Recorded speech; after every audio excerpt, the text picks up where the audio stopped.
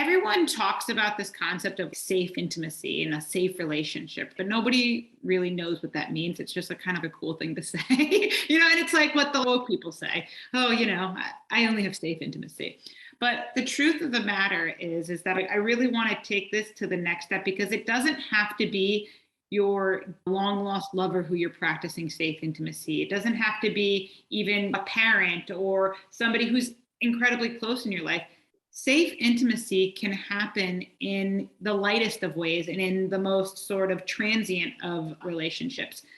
So, in a nutshell, yes, there's a lot of attributes to creating safe intimacy, especially the deeper that you go. But safe intimacy on your accountability and on your end can really look like this. I recognize as a human who's consciously choosing to interact with another, I have impact on you. And through knowing that, I'm going to be aware of the way that I dialogue with you. I'm going to be aware of the way in which I show up around even our own attachment styles. I'm going to be aware of the way in which I communicate with you, because everything I do, whether you're just somebody I'm sleeping with, maybe you're my neighbor who I'm choosing to connect with, maybe you're a friend, everything I do has the opportunity to do one of two things. I can either hurt you further and compound your trauma more and your old stories and your old narratives, or I can be a person in your life that brings novelty, that brings life, that brings a new opportunity for safe connection, because deep down, we all want that. We all want safe, deep, stable, consistent connection. And although we can't expect that of everyone, we can show up ourselves in creating that. So even just people that maybe I go on dates with, I only see a couple times, or maybe somebody who, again, I don't speak to them all the time, but they're a friend of mine. I want to be a safe person intimately. So that, again, means my behaviors are going to be reflective of that. How I choose to communicate this person, how I choose to assert boundaries with clarity, how I choose to respect that person's space, or just sort of some of the agreements that we have. I just want to bring that conversation in because, again, I feel like it's been a little watered down, in my opinion, and it's gotten a little trite in the self-help world around safe intimacy. But we can practice this at all levels is the whole point of this conversation. We really, truly can. Again, whether it's I don't want to return somebody's phone call because I just don't feel like dealing with them, versus just saying, you know what, this dynamic isn't working out for me anymore, or I need to set up a boundary. I don't talk to people after this time of the day, whatever the case may be. Or being willing to be accountable for the way in which you show up in that dynamic. Because this is the thing, we're all walking around with a basket full of wounds and old narratives that we're either challenging or we're reinforcing, all of us. And so every person that you have an interaction with is either going to further compound that or further reiterate those wounds, or they can be a part of your healing process. That's why human beings and that's why human connection is such an essential part of healing, because we as a species, that's what we do.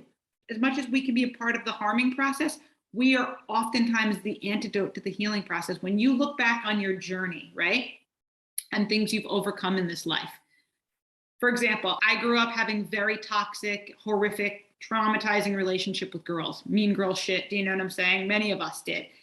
And it wasn't until I started collecting healthy females in my life and attracting healthy females could I heal that wound. Ruby is a great example of that. She is by far one of my healthiest friends.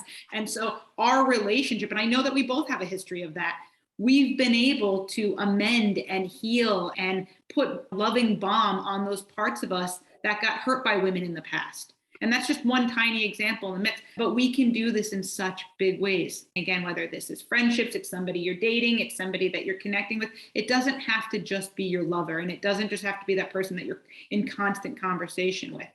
It's all the people, right? We get to be the one person, even if we've only talked to them a handful of times. I'm thinking about dating right now because I've noticed, not even with myself, but other people, like, let's say you go on a date a couple times and you decide you don't like it.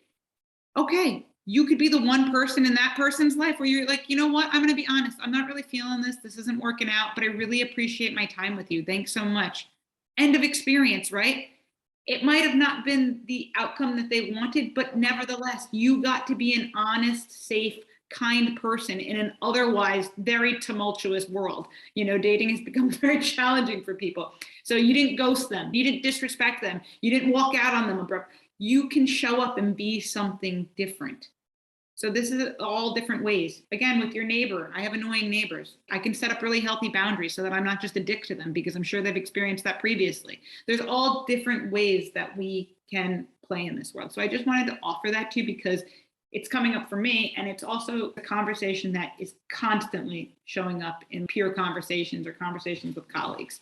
I love this conversation because so often we see when people are talking about this and ourselves, we conflate being safe with intimacy with not doing things that are uncomfortable. And it's not the same thing. Often safe intimacy requires us being very uncomfortable. It requires us setting boundaries, doing things we wouldn't normally do. It's like Star said, on that third date, it probably is going to feel really uncomfortable if you're not used to being honest and open to say, hey, I'm not feeling it. It's not working out, as opposed to just ghosting someone or not showing up.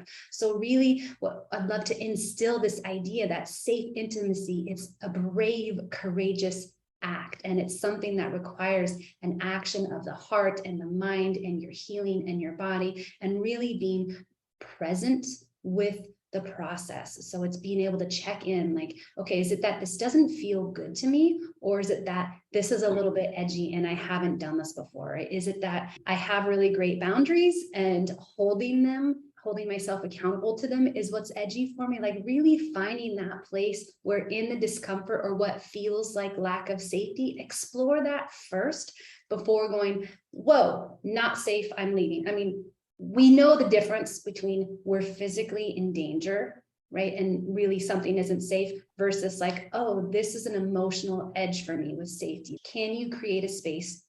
Maybe not necessarily in the moment, but can you create a space to feel into that and to be with that feeling of what doesn't feel safe, so you can start to unpack like, oh, okay, this really is, I really don't feel safe in this, or this is some of my discomfort and I'm going to choose to step into that. Not push yourself, not make yourself, but for the sake of growth and joy and expansion and really becoming who you want to be, can you lean into that discomfort, step into that a little bit, do something a little bit scary or uncertain to flex some muscles in creating intimacy and safety together. So it's something that requires and asks of us to really begin to think differently about intimacy and to look at ourselves and how we're playing in that realm. How am I showing up for myself, my friendships, others? Which old beliefs? It really goes back to that meditation. What are my beliefs about intimacy that no longer serve me? What's holding me back from developing deep relationships? Do I want to explore some of those? Do I want to bring something to a trust fall?